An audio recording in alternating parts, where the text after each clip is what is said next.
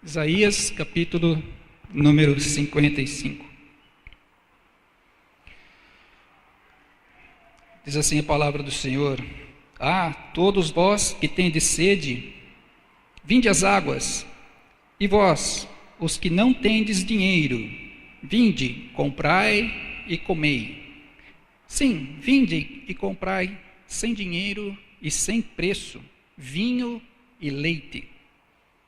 Por que gastais o dinheiro naquilo que não é pão, e o vosso suor naquilo que não satisfaz? Ouve-me atentamente, e comei o que é bom, e vós deleitareis no fim dos manjares. Inclinai os ouvidos e vinde a mim, ouve, e a vossa alma viverá. Porque convosco farei uma aliança perpétua, que consiste nas fiéis misericórdias prometidas a Davi. Eis que eu o dei por testemunho aos povos, como príncipe e governador dos povos. Eis que chamarás a uma nação que não conheces, e uma nação que nunca te conheceu correrá para junto de ti, por amor do Senhor teu Deus e do Santo de Israel, porque este te glorificou. Buscai o Senhor enquanto se pode achar, invocai-o enquanto ele está perto. Deixe o perverso o seu caminho, o iníquo os seus pensamentos. Converta-se ao Senhor e se compadecerá dele, e volte-se para o nosso Deus, porque é rico em perdoar. Porque os meus pensamentos não são os vossos pensamentos, nem os vossos caminhos os meus caminhos, diz o Senhor. Porque assim como os céus são mais altos do que a terra, assim são os meus caminhos, mais altos que os vossos caminhos, e os meus pensamentos, mais altos do que os vossos pensamentos. Porque assim como descem a chuva e a neve dos céus, e para lá não tornam, sem que primeiro reguem a terra, e fecundem e façam brotar para dar semente ao semeador e pão ao que come. Assim será a palavra que sair da minha boca. Não voltará para mim vazia, mas fará o que me apraz e prosperará naquilo para que designei.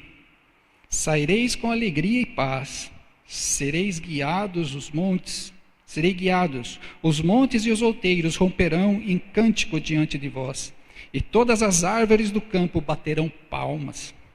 Em lugar do espinheiro crescerá o cipreste, e em lugar da sarça crescerá a murta, e será isso glória para o Senhor e memorial eterno que jamais será extinto.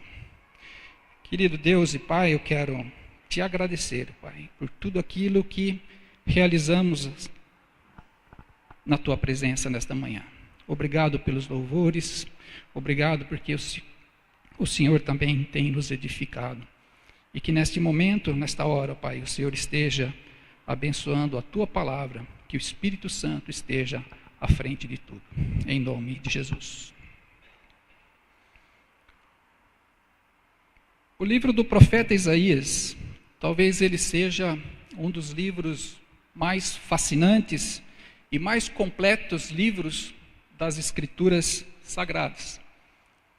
Alguns estudiosos dizem até que o livro de Isaías é como se fosse uma mini-bíblia, não é? Porque tudo está dentro do livro de Isaías, de uma forma reduzida, de uma forma simplificada, mas Isaías ele aborda praticamente todos os assuntos.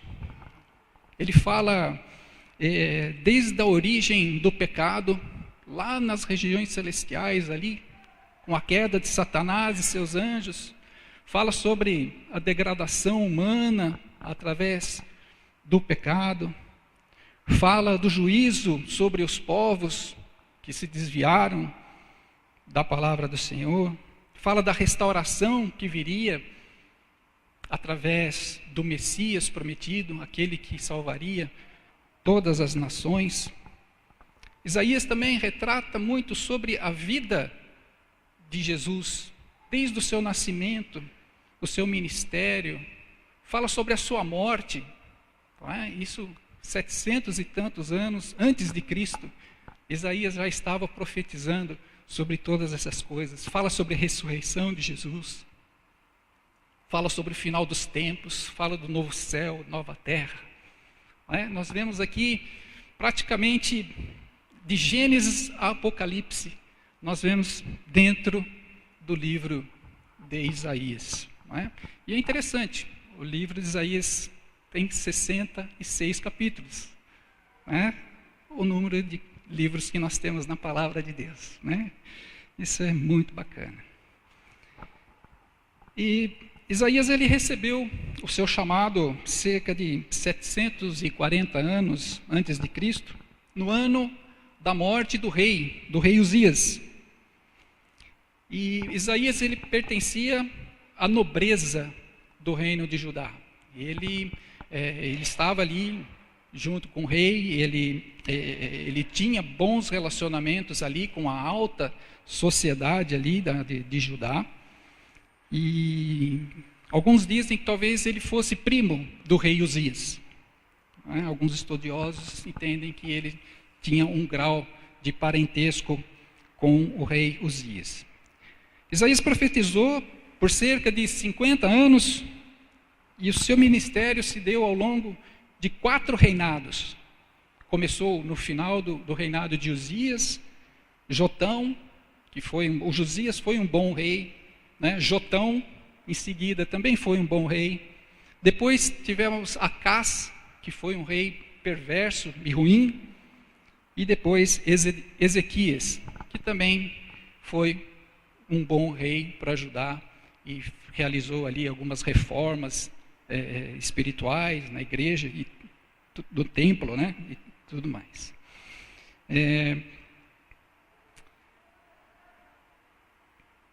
A sua morte se deu no início do reinado de Manassés, né? Onde, segundo a tradição, dizem que Isaías ele foi cerrado ao meio, né? No reinado de Manassés, que foi um rei também terrível, né? Acho que ele gostava tanto de Isaías que ele queria 2 Isaías, né? Então ele cortou no meio, né? E Isaías significa Deus é salvação. Deus é a salvação. E o tema central do livro de Isaías é: a salvação vem do Senhor. A salvação vem do Senhor. Nós encontramos essa frase 27 vezes no livro de Isaías, dizendo que a salvação vem apenas de Deus. Apenas o Senhor pode salvar.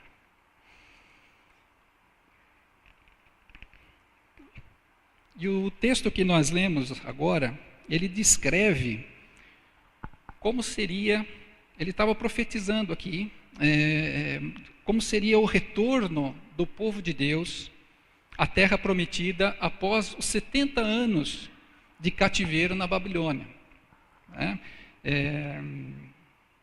Deus está aqui nesse texto conclamando o povo a voltar para o seu país, né? Sabendo que a terra, Israel, Jerusalém estava toda destruída, que teriam trabalho, teriam uma série de coisas para fazer, mas que Deus tinha uma grande obra ainda a realizar ali, na terra prometida, e que eles precisavam voltar ali. Né? E esse é um texto que fala sobre esse aspecto, mas eu creio que a palavra de Deus, ela serve para todas as gerações, serve para todos, e creio que ela fala nos dias de hoje também para as nossas vidas. O capítulo que nós lemos, Deus ele começa fazendo um convite a todos. Diz lá: todos vós que tendes sede, todos os que tendes sede. E essa sede que Deus está falando, ela não é uma sede física, não é uma sede para saciar o nosso corpo, né? Mas ele está falando de uma sede da nossa alma. uma sede existencial. Nossa, foi difícil sair aqui. É aquela necessidade que o homem tem de suprir aquele vazio que está no seu coração. Que só no poder de Deus, só a água viva pode trazer, pode saciar. E esse primeiro versículo do capítulo 55, ele está dizendo que esta água, ela está disponível a todos os que quiserem. E também ela é de graça. Não é? Então, está disponível, é para todos e é de graça. Apocalipse 21, o verso 6, na segunda parte desse versículo, ele diz assim, que eu, se referindo a Jesus, a quem tem sede, darei de graça da fonte da água da vida. A vida eterna, está falando.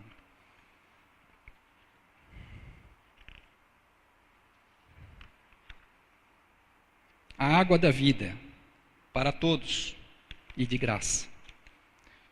Mas o homem parece que tem uma certa dificuldade em entender essas duas palavras, todos e de graça, aqui na palavra de Deus.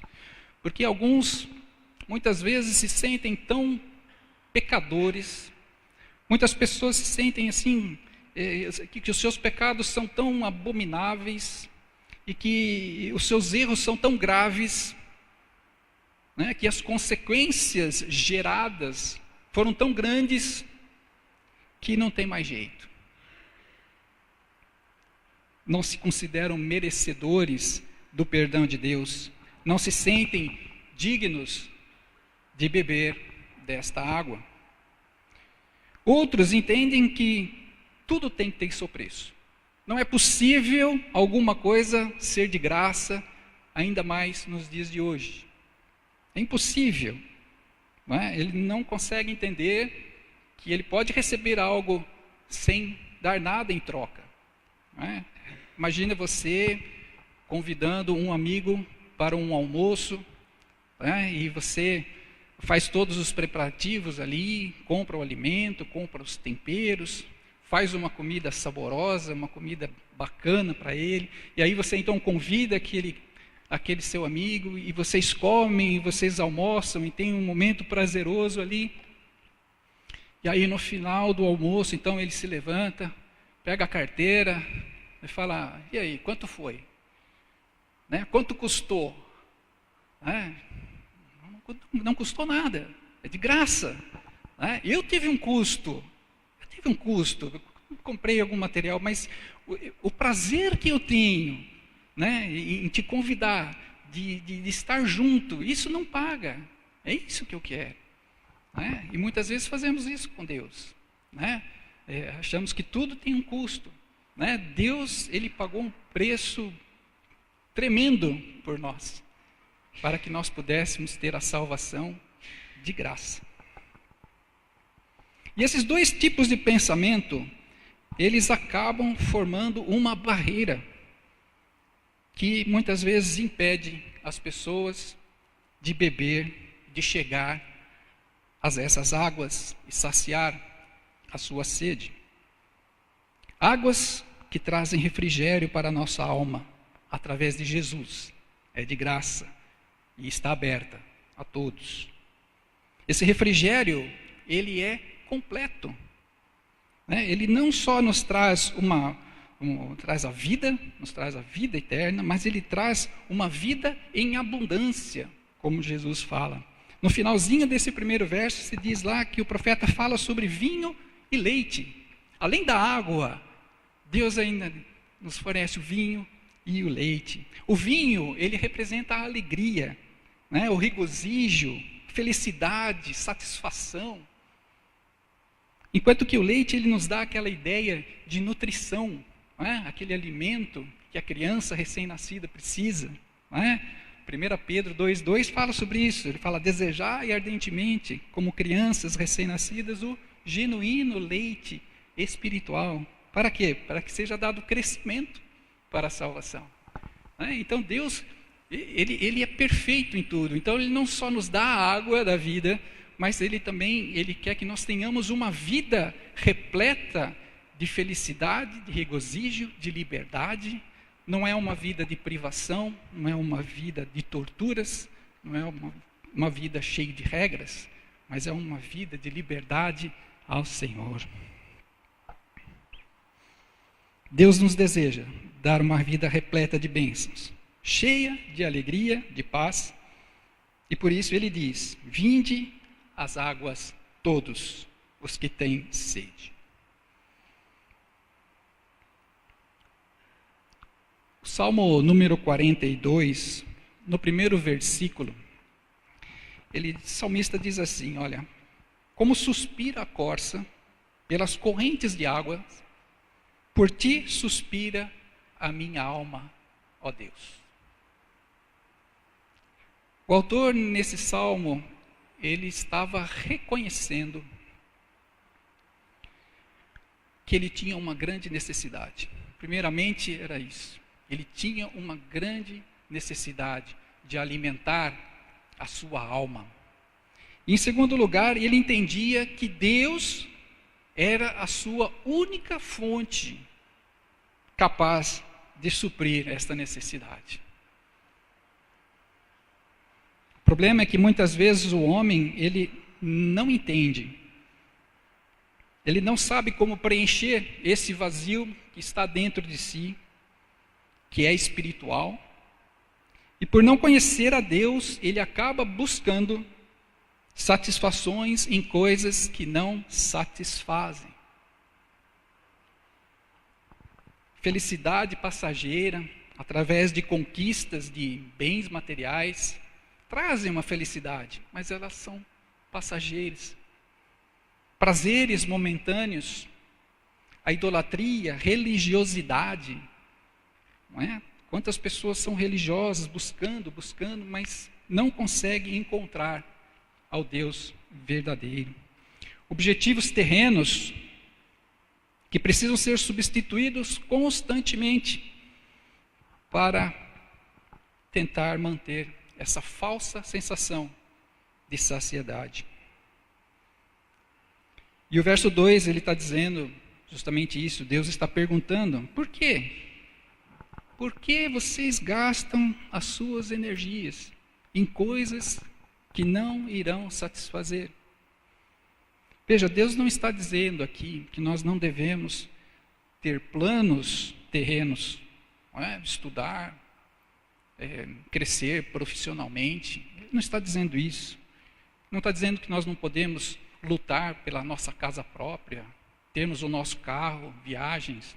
Ele não está dizendo isso, mas ele está dizendo que estas coisas, elas não podem satisfazer os desejos, as necessidades da sua alma. E que devemos nos concentrar, devemos priorizar a nossa satisfação espiritual e termos a confiança de que Ele, o Senhor, vai trazer todos os benefícios para a nossa vida. Não é? Buscar primeiramente o reino de Deus, estar com a nossa mente ligada ao Senhor. Não é? Muitas vezes quando a gente chega cansado, né, chega aquele calor terrível que tem feito esses dias, né? Aí você chega em casa, abre a geladeira e vê aquela garrafa de água mineral geladinha, né, bonita, né, gostosa, saborosa. Só que aí do lado tem uma garrafa de refrigerante, também geladinha, não é verdade? E aí você olha, você sabe muitas vezes que o que vai saciar a tua sede é a água mineral, é aquela água gostosa. Mas muitas vezes a gente deixa a água de lado e vai para o refrigerante, né? Que traz uma falsa sensação de saciedade, né? Mas que logo depois você vai ter que voltar para a geladeira, porque você continua com sede. Né? E assim que nós devemos ser, buscarmos a água da vida de Deus. Logo em seguida, Deus ele nos chama a atenção para algo que é extremamente importante, ali no verso 3. Deus está dizendo para o povo de Israel, Ele está dizendo, ei, esperem, olha, inclina os seus ouvidos agora para mim, porque o que eu vou falar é algo importante, é algo essencial para vocês. Não é? Parem o que estão fazendo e ouçam o que eu vou falar agora. Não é? É como aquela vinheta do plantão do Jornal Nacional, né?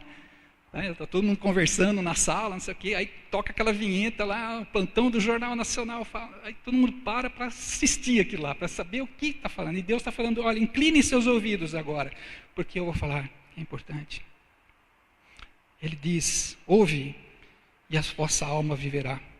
Então ele começa a dizer que a partir desse povo, que estava retornando do exílio babilônico, a sua pátria, desse povo, ele faria uma aliança eterna, no qual ele já tinha prometido lá atrás, para o rei Davi,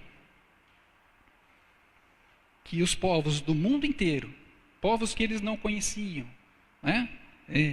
Os povos, eles iriam se unir, e se unir a eles através do Santo de Israel, que é Jesus, o Messias prometido, e nós nos tornaríamos então um só povo, não é?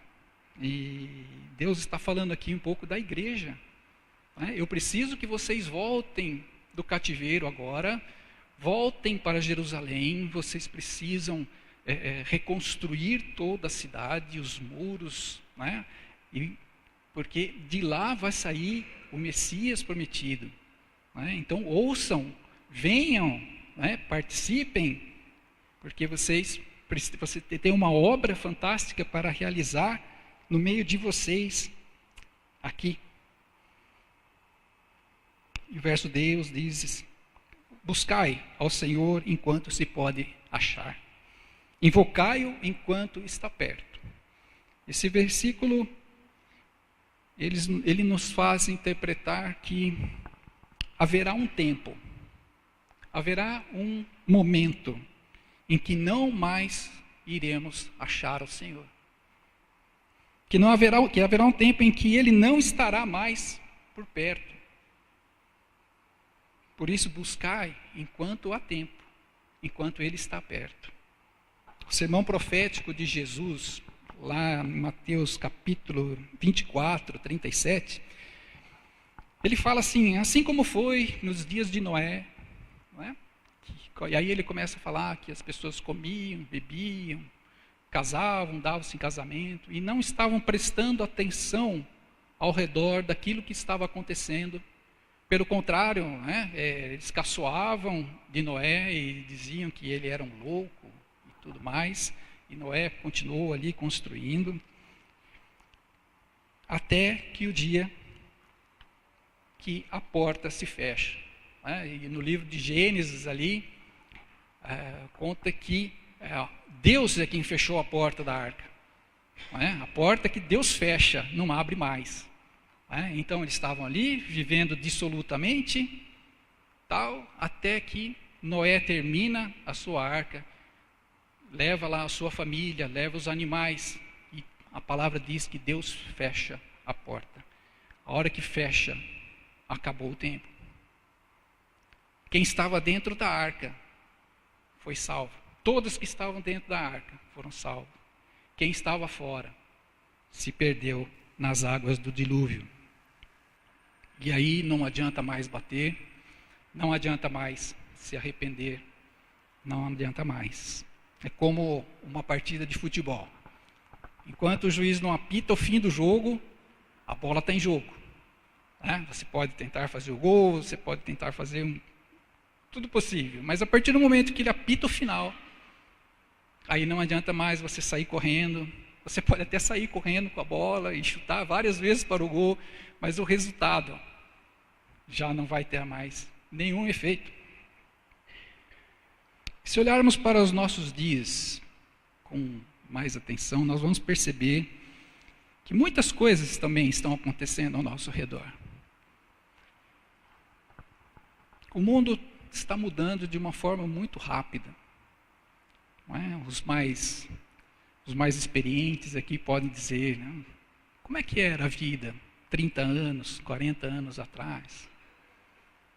Como é que era a vida em família? Como é que era a vida no seu bairro?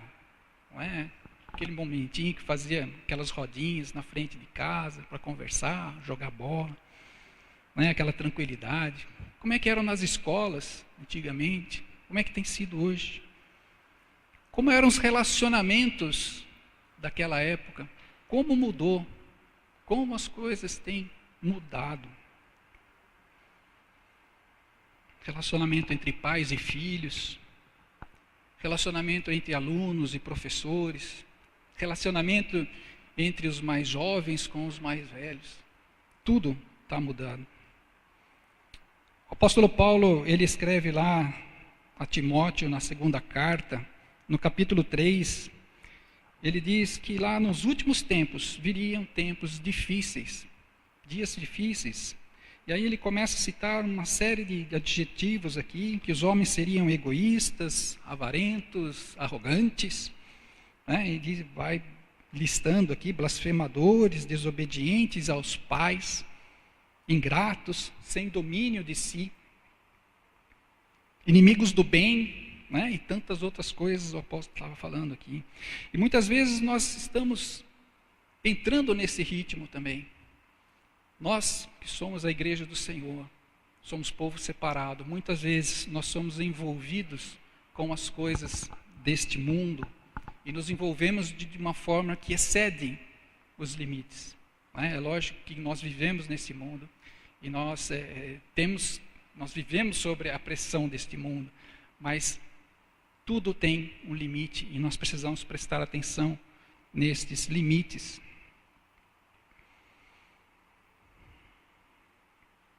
Muitas vezes vamos entrando nesse ritmo e sem querer nós vamos aceitando as mudanças como algo normal. E acabamos incorporando práticas, conceitos que muitas vezes não condizem com os princípios estipulados por Deus para a nossa vida. Romanos 12 diz o apóstolo ali que não devemos nos conformar com este mundo, mas devemos ser transformados pela renovação do Espírito para discernir o que é a boa, perfeita e agradável vontade do Pai. Não é? Nós temos que nos alimentar do Espírito de Deus para saber, para termos o discernimento, onde eu posso chegar, onde eu não posso. Por isso o verso 7 do capítulo de Isaías, Deus está ordenando para que os perversos deixem os seus caminhos e se convertam, porque ainda há tempo. Ainda vivemos no tempo da graça de Deus. Né? Ainda a porta da arca está aberta. O verso 8 e 9, ele diz, porque os pensamentos e os caminhos de Deus que os pensamentos e os caminhos de Deus, eles são diferentes do nosso. Deus estava aqui falando para o povo judeu, que é claro que eles, quando receberam essa notícia, que a partir deles surgiria uma nação, onde uniriam todos os povos, talvez o povo judeu estranhasse um pouco isso, né? Como assim? Como assim, gentios e judeus misturados, um só povo, né, vivendo em comunhão? Talvez eles estivessem pensando de uma forma muito exclusivista. Né? Eu sou da família de Deus, eu sou o povo de Deus. Como é que outras pessoas vão estar juntando-se a mim? Mas o nosso Deus não é um Deus exclusivista, né? E os pensamentos do Senhor, eles estão lá no alto, né? E Ele enxerga todos os povos da terra, e Ele tem misericórdia de todos, sem acepção de pessoas. Muitas vezes nós estamos na casa de Deus, temos a nossa família, a família de Deus, vivemos em comunhão e muitas vezes achamos que está bom assim. Não é? Está confortante, está confortável, todos salvos, todos no caminho do Senhor. Mas muitas vezes nos esquecemos que aquele amigo que trabalha ao seu lado ali na sua empresa, talvez ele esteja sedento. E Deus, os pensamentos de Deus também estão voltados para aquele nosso vizinho que nós cumprimentamos todos os dias. Talvez o coração dele também esteja sedento da palavra, da água da vida, né? E os pensamentos de Deus também estão voltados para ele. Deus enxerga todos. E o verso 10 e 11, ele fala sobre a sua palavra. Ele diz que a sua palavra ela não volta vazia. Ou seja, ele diz que os planos de Deus, eles não são frustrados. E essa palavra, ela pode ser identificada aqui na pessoa do Senhor Jesus Cristo. No Evangelho de João, no primeiro capítulo, diz que Jesus é o Verbo. Jesus é a palavra, o pão vivo que desceu do céu, habitou entre nós, encheu os nossos corações de graça e de salvação, né? Produzindo em nós uma nova vida através de Cristo Jesus.